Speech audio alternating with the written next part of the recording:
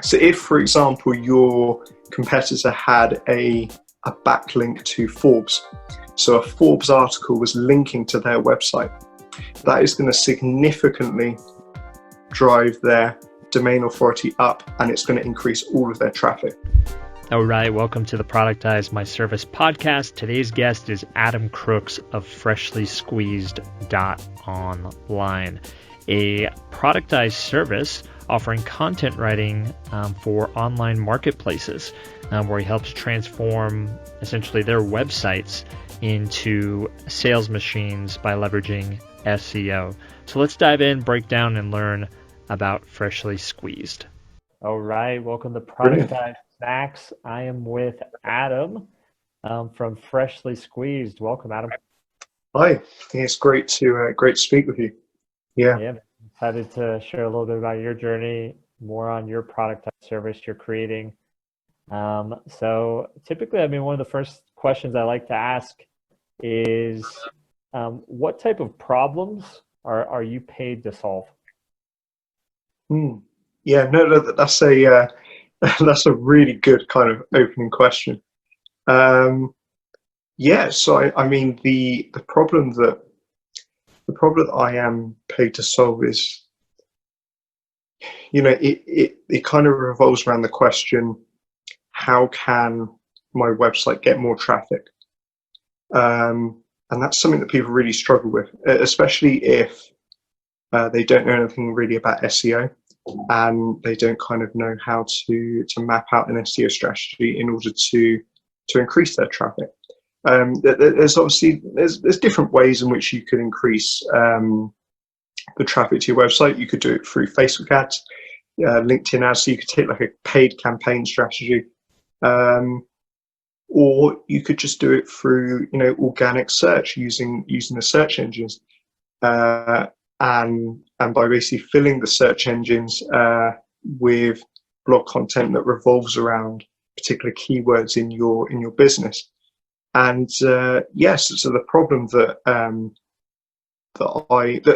that's almost the solution to the problem that I try to solve, or at least the solution that I offer. Yeah. Awesome. So that's rich SEO written content essentially. That you're providing these businesses that want to rank higher. Absolutely. Yeah. Nice. That's awesome, man. And how did you start Freshly Squeezed? How did you come up with the name?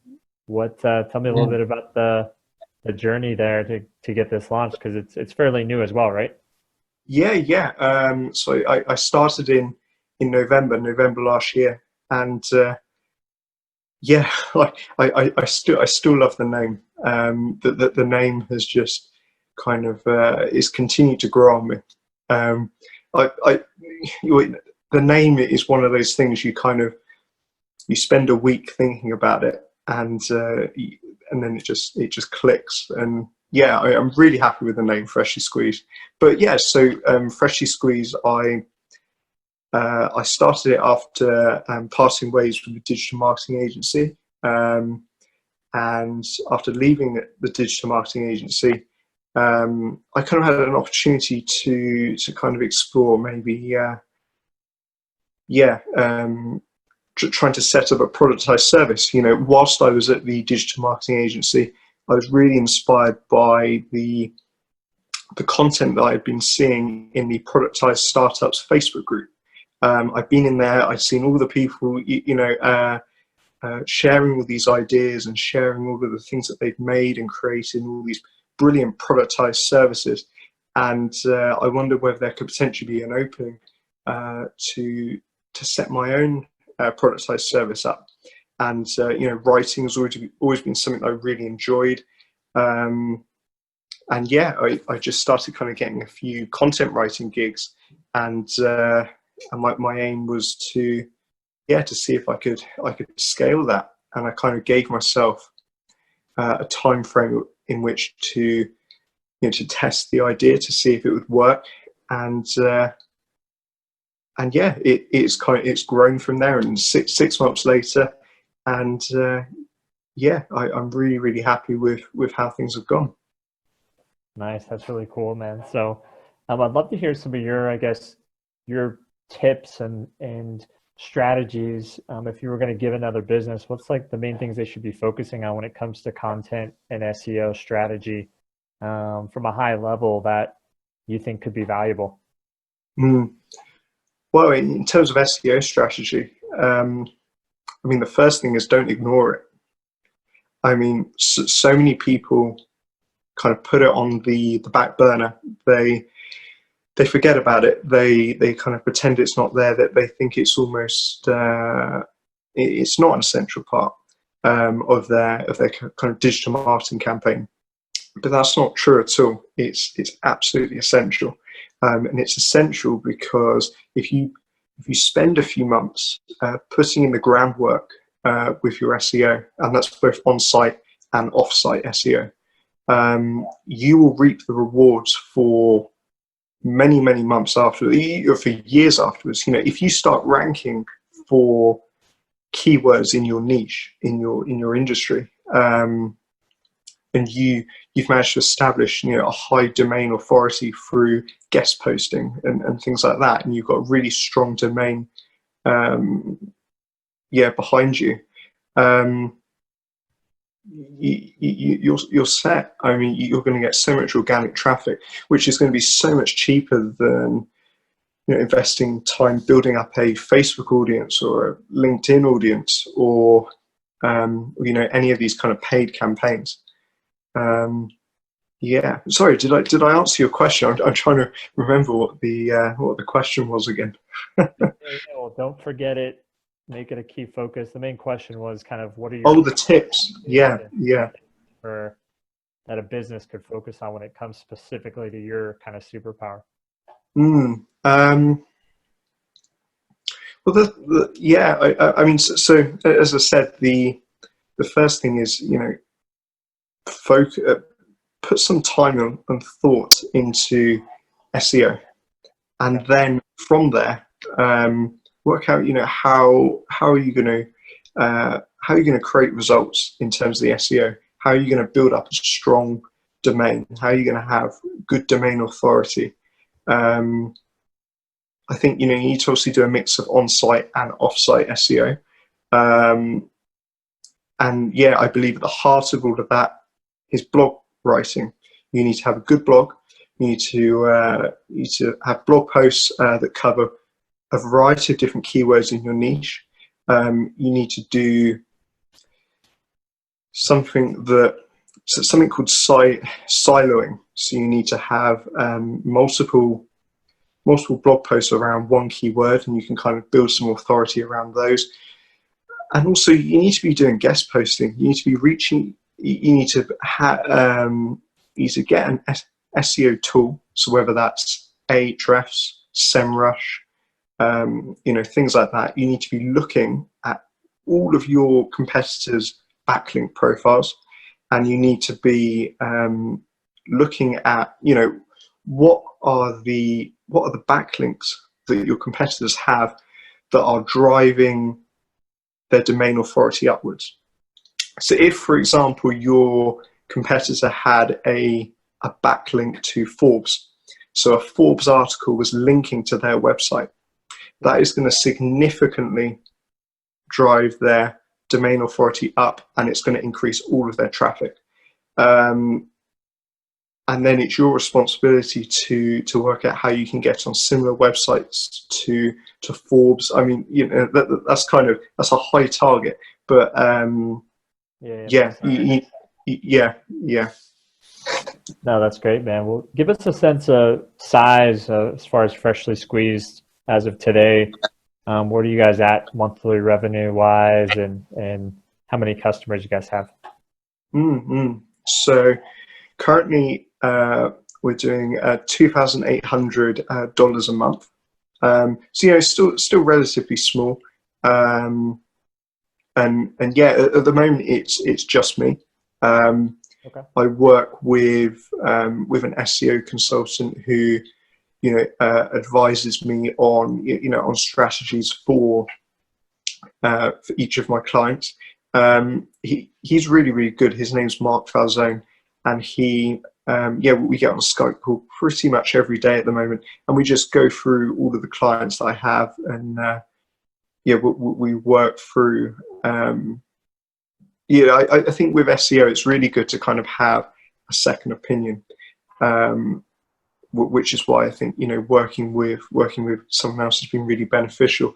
But yeah, in terms of the number of clients we have, it's currently around 10.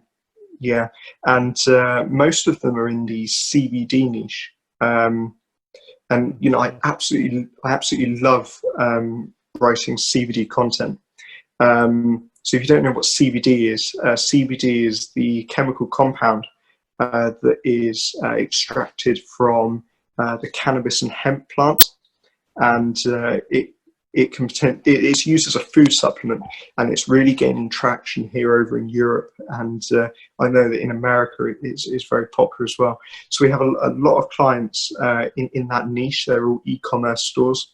And I also work with several software as a service companies as well on their blog content. Nice. Yeah, I remember talking to you earlier, and that's a great niche, I think, to kind of focus on. Well, walk me through a little bit. Obviously, started 6 months ago. This is where you're at today. How did you get your first $1,000 in revenue? What did kind of that first initial stage look like when you launched Freshly Squeezed? I'd love to hear kind of what you did, what worked, and how you got to that first $1,000. Well, what was really interesting was when I first got started. So I first really got started in November. I treated November as the first month of really getting going, and yeah, I managed to generate in the first month it was $1,200, and yeah, that all came from, I mean, most of it, you know, it was just cold emailing, you know, just reaching out to people. I think there is so much value in cold emailing. I think it's really underrated. You know, if you can get a really good cold email, yeah, I think it's a great way to communicate with people.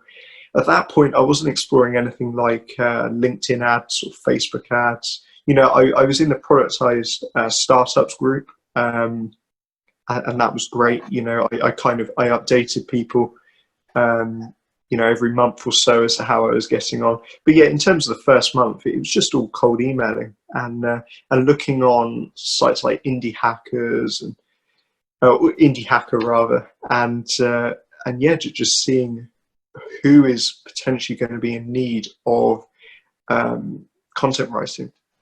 At that point, I hadn't even heard of business. I didn't even know what software as a service was. You know, I was really, you know, just all very new to everything, and yeah, I've treated the whole thing really like this huge kind of education. Yeah, it's been really, really interesting these past 6 months.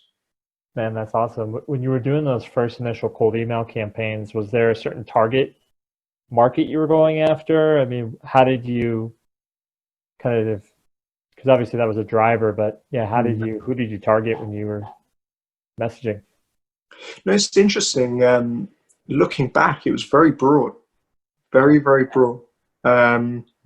It wasn't, I didn't target in particular industries. It really was, it was quite sloppy really. It was just sending lots of very generic emails out, and my kind of my sticking, I guess the sticking point, or the kind of the main appeal behind them was this initial free article request. So in every email, I basically offered to the company that I was sending it to, I offered to write a free article for them on a topic of their choice, and I continue that offer till even today. And yeah, I found that works really well. I think it's a great way to kind of really really show people, you know, what you can do, and without the the kind of any friction caused by the price or anything. That's awesome, man. No, that I was going to ask you kind of what your offer was, and I know you still have that free post, so that's great. Yeah, I mean, some people have kind of said, who are kind of on the outside looking in, kind of, should I kind of get rid of that? Should I just go, kind of cut that out of the kind of the funnel? But yeah, I've got no intention of kind of doing that, because I just think it really makes my service different, because I think a lot of content writing services, they don't offer the free article, and I can understand why. It takes a lot of time, and it takes me a lot of time, but yeah, I just see so much value in it. Yeah, I think the front end value is awesome, and if you can filter and make sure you're getting the right person in the door, then I mean it's a great win-win. So Yeah. I really like that, man. Next question I have, actually, that I'm curious to get your thoughts on is, let's just say Freshly Squeezed tripled overnight from 10 to 30 customers. Oh yeah. What breaks and how do you fix it? What breaks? Probably my time. Yeah, I mean, at this point, I'm doing all of the content writing. So it's kind of it's a one-man band at the moment. But yeah, I mean, I'm very protective over kind of what is being written. I've tried outsourcing stuff in the past, and I was disappointed by the quality. It never got anywhere near any of the clients. I always kind of you always had to rewrite stuff. But yeah, I mean, in terms of what breaks, yeah, probably just me, because I at this point I don't have the infrastructure in place to scale. I don't have that team of writers that I would need in order to distribute work out and kind of even out the workload rather, and create a good workflow. Yeah. But yeah, I mean, hopefully, if Freshly Squeezed continues to scale, I would definitely be kind of looking to build that team of writers and get some people that I really trust on board. And the SEO consultant that I work with, Mark Falzone, he has a lot of experience in building teams of writers, and he's on hand and ready to help when it comes to that, and hopefully that will be soon. Yeah. No, that's great, man. I think it's a good thought experiment to kind of think of, because it's gonna happen as you grow. Maybe not that quickly, but if you can plan ahead, then that could really help. Yeah, definitely. Well, next question I have is, if you could only grow your business from referrals, how would you approach this? What would you do? Maybe you explain a little bit about what that would look like. Yeah, that's a really interesting question. Yeah, I mean, I had quite a lot of business kind of, generated from referrals. I have like a quite a generous affiliate program in place where, if you recommend a client to me, if they become a paying customer, or if you recommend a customer to me, if they become a paying customer, you can get 20% of how much they would pay me a month to do the work. But in terms of how to go about that, so that's kind of the way that I have been going about it. I've been advertising the affiliate program, and just in kind of on invoices as well. That's something that I do. So I really try to educate my existing customer base on you know, the potential benefits of them, you know, referring someone to me. I always try to, you know, I've tried to bake in asking for testimonials after like a certain period of time, since kind of securing a customer, and yeah, that's kind of been my kind of route towards, you know, getting those referrals.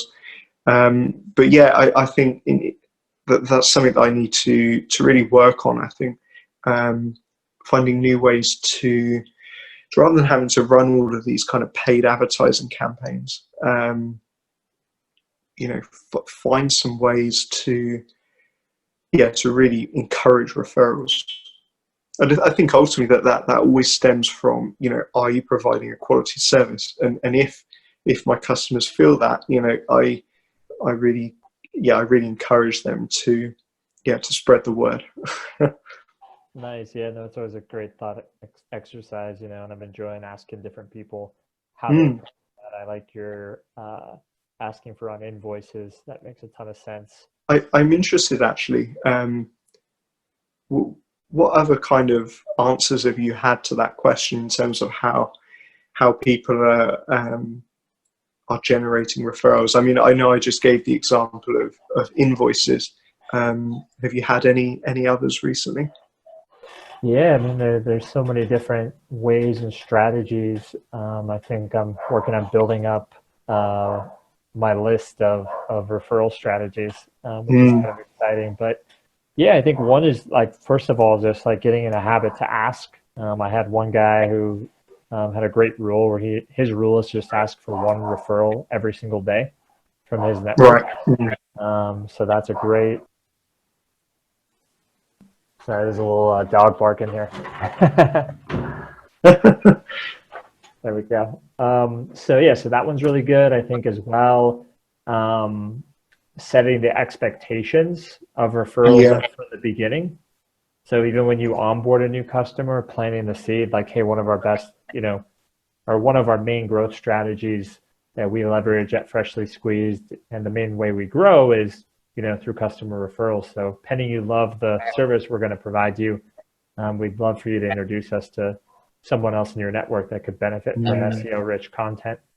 So I think that was a good one too. But yeah, there's so many different ones, man. It's I'm documenting all these because yeah, I think it's cool to share and then just implement those into what you're doing as well. But I think the affiliate program as well is really smart, as far as just, you know, building up kind of more and more referrals through just affiliates. So that was good too.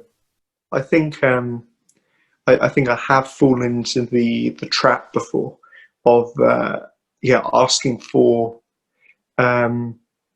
things like testimonials too early, too kind of early into the game.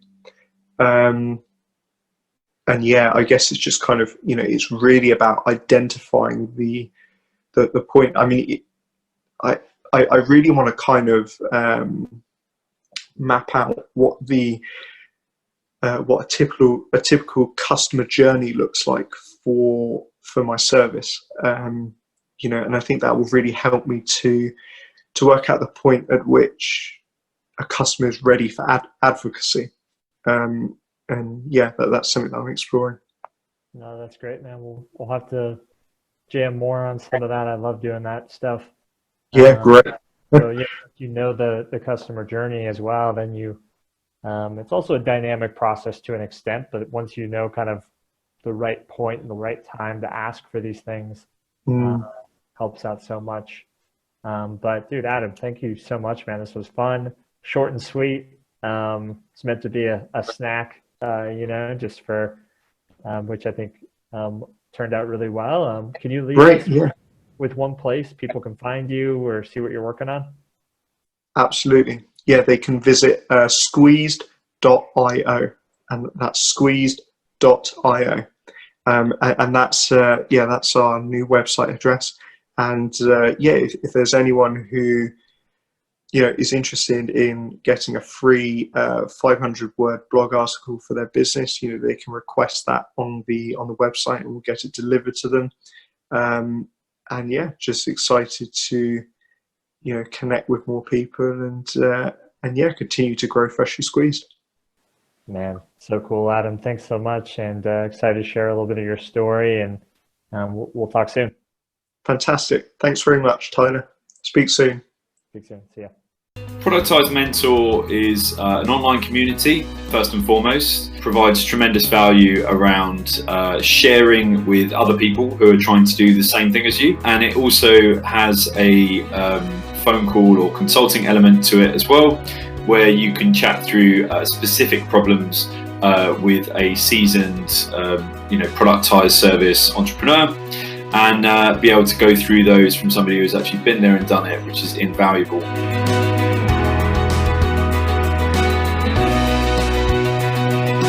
Hi, I'm Mark Can. I'm the founder and CEO of LeadNuggets.com. I run a productized service for Shopify store owners who are using the Klaviyo email marketing platform. The main pain point I had before joining Productize Mentor was quite simply it's a very new service, Productized Services, and finding other people who were doing the same thing. It was also, there is not a lot of people out there who have done specifically productized services successfully. I think what makes Productize Mentor stand out is that the advice and the discussions generally are quite specific and actionable rather than kind of vague and strategic, like a lot of things. So I think that the quality of the advice and the mentorship really shines through with Productize Mentor. And I think just the innovation as well. So for example, Productized Mentor, like ManyPixels, one of the companies that had been started by one of the Productized mentors, having many requests, which was basically to build for the community of productized service business owners. I think the thing that's probably exceeded my expectations or surprised me the most is that I very much came across productized services thinking it was quite niche, and just the applications of it and opportunities across so many different industries are pretty remarkable. So I think that's probably the thing that has surprised me the most, and also just how welcoming the community are really.